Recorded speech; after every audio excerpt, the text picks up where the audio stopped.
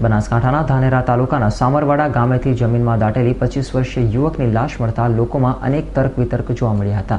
ધાનેરા પોલીસે લાશને બહાર કાઢી ગુનો નોંધી તપાસ હાથ ધરી છે. બનાસકાંઠાના ધાનેરા તાલુકાના સામરવાડા ગામમાં આવેલા એક અવાવરૂ ખેતરમાં યુવકની લાશને કૂતરાઓએ બહાર નીકળતા લોકો જોઈ ગયા હતા અને ઘટનાની જાણ ધાનેરા પોલીસને કરતા ધાનેરા પોલીસે ધાનેરા મામલતદાર, FSLની ટીમ અને ડોક્ટર પેનલની ટીમ દ્વારા ઘટના સ્થળ ઉપર જઈને ખાડો ખોદી લાશને બહાર કાઢી હતી. લાશનું ઘટના સ્થળ ઉપર જ પોસ્ટમોર્ટમ કરવા માટે ધાનેરા રેફરલ હોસ્પિટલના ડોક્ટરની પેનલ પણ ઘટના સ્થળ ઉપર જ હાજર હતી, પરંતુ લાશ ખરાબ થઈ ગઈ હોવાથી મોતનું કારણ જાણી શકાયું તેમ ન હતું. તે માટે લાશને પોસ્ટમોર્ટમ અર્થે ધારપુર મેડિકલ કોલેજ ખાતે ખસેડવામાં આવી હતી.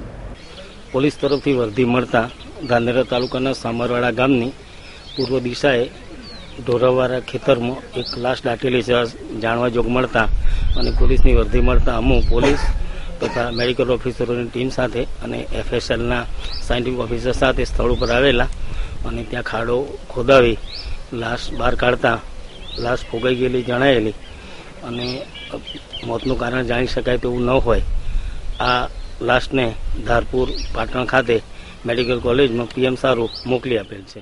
આજરોજ પેનલ ડૉક્ટરથી અહીંયા સામરવાડા ગામની સીમમાં એક PM કરવા માટે હું અને ડૉક્ટર SS પરમાર સાહેબ સ્થળ પર આવેલા છીએ, પરંતુ બોડી બહુ ડિકમ્પોઝ થઈ ગઈ છે, એટલે એને એક્સપર્ટ ઓપિનિયનની જરૂર હોય અહીંથી ધારપુર મેડિકલ કોલેજ મોકલવાની છે.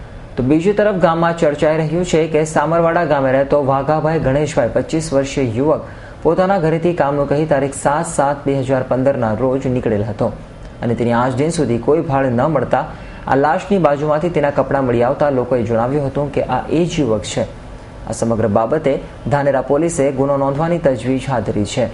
પોલીસ તપાસ બાદ જ બહાર આવશે કે યુવક કોણ છે અને તેને કોણે અને કેમ હત્યા કરી છે તે તો આવનારો સમય જ બતાવશે. Bureau report S9 news, Banaskantha.